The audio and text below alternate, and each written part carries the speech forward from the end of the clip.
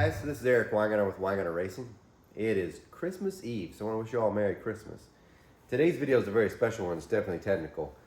But have you ever wondered about the camshaft challenge? Would the results have changed if it had different heads or intake or headers on it? Well, that's what this video is about. So just to kind of give you a little recap, I did a camshaft challenge. You probably heard about it. Otherwise, you probably wouldn't have been subscribed to my channel. But I did a camshaft challenge with an LS. Essentially, I challenged people from around the country and world, really. If they had a camshaft they thought might be better than someone else's on this particular combination, to send it in, and I would run them on the dyno and see which one did the best. And that's what happened. The winner of that was NK Performance, a guy named Bobby, and he did really well. The top three were NK Performance, GPI Camshafts, and the third place was Joe Carroll, which is a little unknown guy, unless you happen to compete in Ninja Masters. So those were the top three. And there were several people that also competed. One of those was Brian Tooley.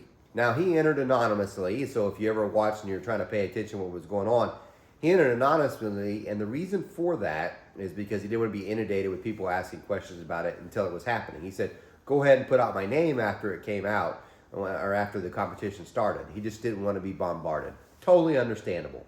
So he was two of the positions that were in the contest. He sent in 2 camshafts. The rules didn't say you couldn't enter 2. I preferred if they didn't, just so we'd have more difference in variety. But anyway, the challenge took place, and that's what happened. But as the challenge went on, because there was all these cam cards and stuff, several people wondered why the engine itself, the peak power, was so close, even though you could have drastically differences in between intake and exhaust duration, like a lot more duration and not even make any more power. And so it was left, a lot of the competitors, and even myself included, were left a little stumped as why that happened. What was restricting it from making even more power, even though some of the camshafts were clearly bigger and should have made more peak power, right? So one of the things was headers. So after the competition was over, I did try headers. But the other thing really was the heads. See, the heads that was used on this LS 408 cubic inch dyno mule was a set of ProMax large bore LS3 heads. They had no port work done, but I did redo the valve job because they didn't seal it from the factory, and did the blending that went with it. So they essentially were stock, just valve jobbed. Anyway, that was the head, and the intake on top was a Super Victor. Now, the reason for using that, in case you're wondering, is because previous testing with other heads, it had been the best manifold. After testing other manifolds on that ProMax after the cam challenge was over, it turns out it's not. So, flash forward. This is the reason for this video. Brian Tooley got a hold of me and he said, hey, I have a set of the AFR LS3 Mongoose cylinder heads. Do you want to try some of my cam again with those heads and see what happens? And I was, absolutely I do. Because, and I'm a cylinder head porter. That's primarily what I do. I know you see me do a lot of the dyno stuff. But honestly, I'm a cylinder head porter. That's what I do. Intakes and cylinder heads. So I could say this without a doubt. That AFR LS3 head is the best LS3 head I've ever had on either of my flow benches. And when I say that, I'm saying it beats stuff I'm doing, and I've tried so hard to beat it. There are spots where I can get close, like peak flow, but definitely not in the low lifts. And when I say it's the best, there are so many others out there that are very popular that you're probably thinking right now, these ones better, because they've got a really good marketing campaign. I've had them on my flow bench, and I'm telling you, they're not. So for sure, one company has markets a lot. They ain't even touching it. At 400, they're not even close to what the AFR is. And don't think I'm like some AFR fanboy. I port heads. It pains me to say I can't beat that head. You might say, how come you can't? Well, the biggest advantage for that head is its valve is moved over from the bore or from the cylinder wall. So it's moved away. So it has far better low lift flows than other heads. So point I'm trying to say is he had a set of those heads. Not only that, he had milled them down to 64 cc's. So with the ProMax large bore LS3 heads, we had 11.4 compression ratio. Just from milling those AFR heads down, we're now would be 11.8. They also are, like I said, the best LS3 heads that's come across my bench. So if right now you're thinking, this is better, it isn't. So had that. Also, because one of the other competitors has sent in a big set of headers. So I've got that. And then a weird coincidence, another YouTuber, and I'm going to say his name wrong, Charles Servindino, sorry if I botched it really bad. He had ported a Holley single plane intake manifold, and he had sent that in for me to test. So now we have a better manifold, better heads, better headers. Let's try this again. So what I did is I tested a few camshafts. So I'm going to tell you the ones that got retested. And we're going to see, and I'm going to show you all the numbers. Don't worry, I'm going to show you the cam cards. And I'm going to show you all the numbers as far as power, average, all that. But here are the camshafts that got retested. Number one was NK Performance because they had won. So tested theirs again. GPI because they were second place. Joe Carroll because he was third place. And you guessed it, because BTR asked and sent in the heads, obviously I'm going to test their stuff. So I retested his two camshafts that he entered. He entered a bigger one and a smaller one. I'll show you the specs in a minute. He's got a name for them or whatever. But retested them, scored it just like I would for the competition, and we'll see how it outlays. So that's the sum of this video. I'm going to show you the data now. And it's just data. Hopefully you get something out of it. If you have questions, you're like, I didn't maybe I forgot to mention something in this video and you want to know something more about the engine itself, put it in the comments and I'll be happy when I get some time to answer those. So that's it. Let me grab my phone or camera so I can start showing you the data. All the data is coming from this book. This book, by the way, is no longer available in print. I said because it's so expensive. So if you happen to buy one of these, congratulations. But they are available as a PDF. So I'll put a link in the description for this video. And it's still somewhat expensive to get the PDF, but it has all this stuff. So if you're like, I really can't see it very well in the video, you can buy the PDF and you can see it. Or we have now until tomorrow. Tomorrow the sale will end. And I'm having a special on my PDF bundle. What that is, it's $150. Yes, it's expensive, but it's every single dyno test I've done, not just the LS. That's the big block Chevy 540, the 496, the 406 dyno mule, the 421 dyno mule now. It's everything. But here's the special part about it. If you buy the PDF bundle, you become a channel member.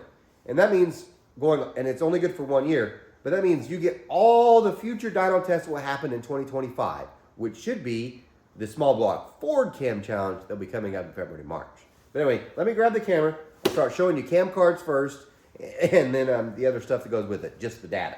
So let's see how they did with the better heads, better intake, and better headers.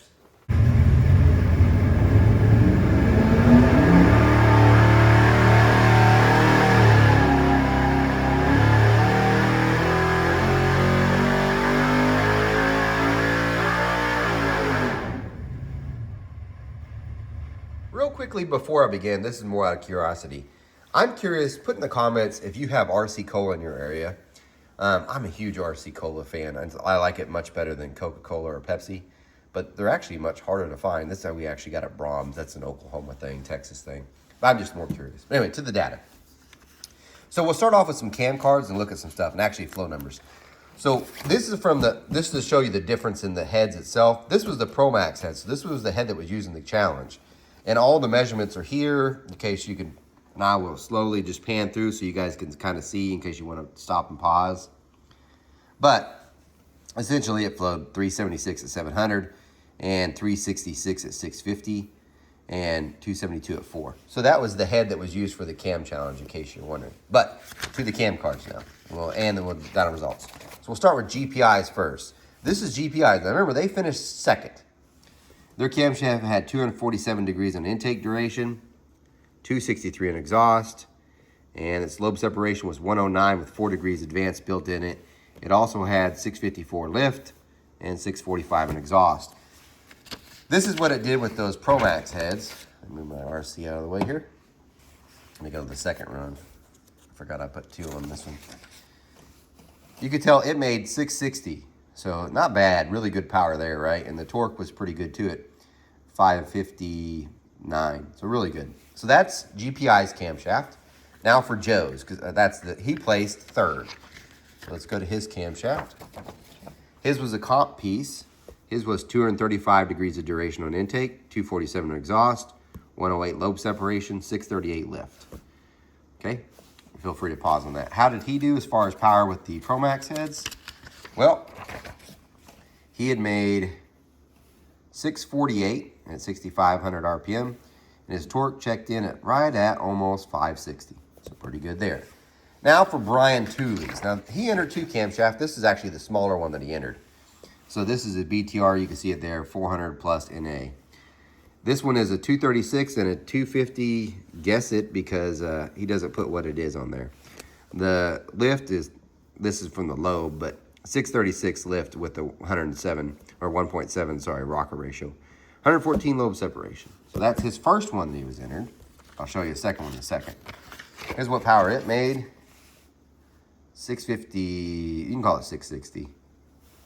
Torque checked in at 549. We can call it 550. All right, now to Bobby's. Now he's the guy that won it. Sorry, I still got that cold from PRI. His had, this is NK Performance, 238 duration on intake, 259 on exhaust, 108.5 LSA, 654 lift, 654 lift. By the way, I'm only saying those parts because it's like the ones that everybody relates to. But if you listen to Bobby and the others talk, what they're more interested in is like your intake opening and your exhaust valve closing. They want to know more of these numbers than they do so much the duration, because these numbers create that and they also create that, just for the record. But anyway, he was the winner, so let me show you what he did. He's the only one that broke 670, all right? And he made he was number 1 on torque too, and made 566, you can call it, on torque. So pretty good, right? All right, somewhere, did I not save it? I must not have. Hold on a second, I knew I was missing a page. Yeah, I'm gonna have to get the other BTR camshaft. Hold on one second. Sorry about that, I forgot to put a tab with it. This is the other camshaft from BTR that was entered in the competition, and we're gonna see how it does with the AFR heads too. So this is his BTR LS7 Stage 4. So this is a much bigger cam. If you look, it's 246 in intake duration. And he doesn't, 260 something on exhaust, doesn't really say.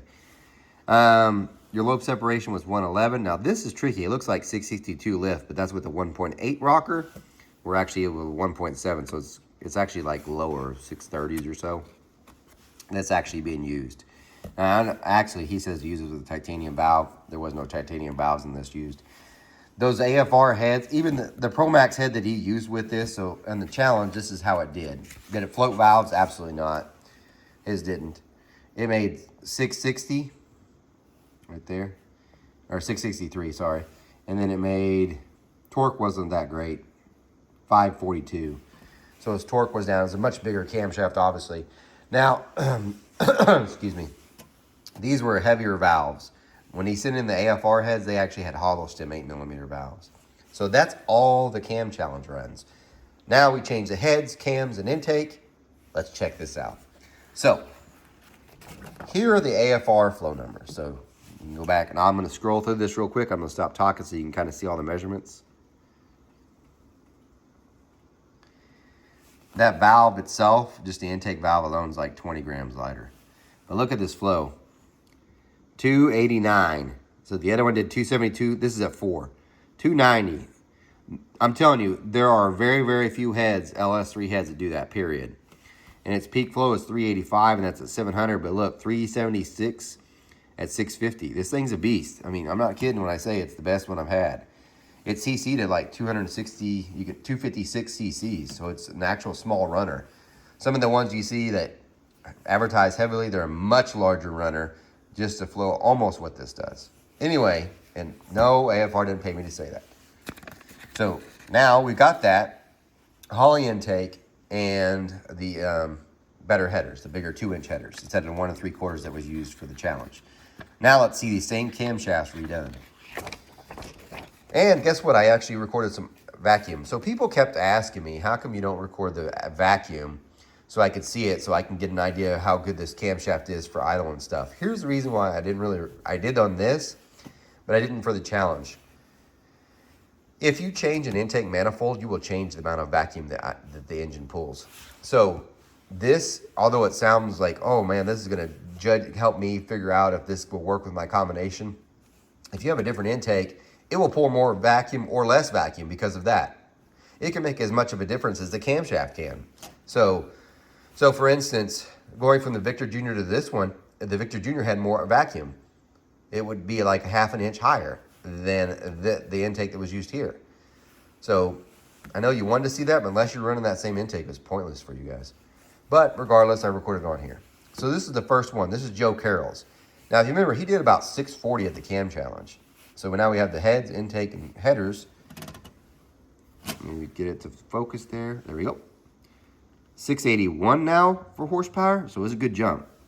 Because remember, the best one, NK Performance made the best at 670. This is already 10, 11 horsepower up from his best, and he won it. And torque, 573. And don't worry, I'm going to show overlays and all this. So that's Joe's. This is the BTR, the smaller one, that 400 NA one.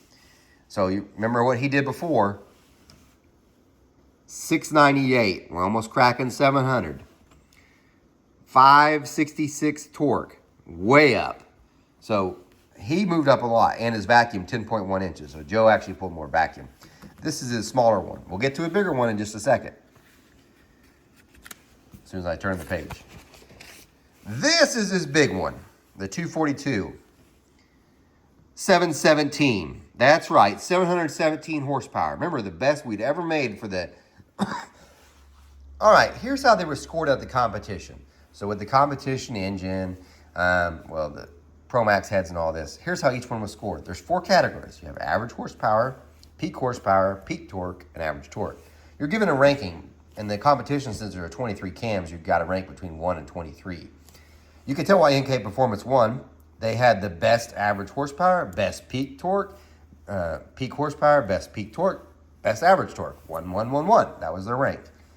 The second place was GPI. They had 3rd for average horsepower, 5th for peak horsepower, 3rd for peak torque, and 3rd for average torque. You might say, how are they finishing 2nd then? Because this. Joe actually finished 3rd, and one category messed him up, and you can kind of see it already. He finished 2nd in average horsepower, 2nd in peak torque, 2nd in average torque, but his peak horsepower was 13th in the rank, and that's hurt him. BTR's, on the other hand, his small camshaft was more competitive, but its peak horsepower was 6th, his average horsepower was 10th, and 15th on both peak torque and average torque. His big one didn't do very well. His peak horsepower was 4th. That was great. Average horsepower, 17th. 22nd for peak torque. That's second to last. Ouch. Average torque, 18th. So that's the competition. But let's see how it changed with the better stuff. The better heads, better intake, and better headers. So we start off with peak horsepower. And I've got them ranked. So now BTR is number 1. That big camshaft, 717 is number 1. 2 would go to GPI. 3rd would go to NK Performance. And then BTR's small one finished 4th, and Joe finished 5th for peak power. So if we go to peak torque, NK Performance still wins again. They won before, they won again. But this time they tied with GPI. Because there's a tie, there's no second. So we go to 3rd, which was Joe. And there was a tie again at 4th, and that's BTR's both finished that way on their peak torque. Average torque, again a tie between NK and GPI. So NK won both the torque categories again. So that's a tie there. Because there's a tie, there should only be a 3, which would be net because there's no 2. And that was Joe. And then the BTR's big one finished 4th, which is weird because it beat the small one, which finished 5th. So the big one had more torque than the small one for average torque. And then average horsepower, if we look now, the winner now is GPI, with BTR's big one finishing 2nd. So remember, they were close to last, this big one. But not anymore, they moved way up. 3rd went to Joe's for average horsepower, and 4th NK Performance. Now remember, he'd won that, so he dropped way back on that one. And then 5th was BTR's small camshaft. If you take all the rankings, you get your numbers. You can tell I messed up with my calculation several times. The smaller the number, the higher they finish. So who's the winner? 5. The new winner would have been GPI. They would have won it this time. Second place would have been NK Performance. So they finished 1st before, they're 2nd now. BTRs, though, would have moved into third, with Joe's done fourth, and then BTR's small camshaft would have finished fifth. So his BTR camshaft would have jumped up a bunch. It also would have kicked a bunch of people down. So yes, the camshaft results would have changed with better heads, intake, and headers. I just found this stuff interesting, and I thought I'd pass it on to you. Don't take it as gospel. This is just now 2 tests of them. I would say this, though. That NK performance, that camshaft worked great on both. I mean, it would have finished second. Same with GPI, both of these camshafts. The real shocker, though, is the BTR, the biggest one, jumped the most amount of spots when things had the better heads and stuff. So, just interesting to me. Also, like Joe's camshaft, would have thought more from that BTR. I really thought it would have had more average. Just didn't happen. But anyway, hope you guys got something out of this video. Have a Merry Christmas. Stay safe. You guys take care. Remember, I don't pour cast iron heads. I know Superman.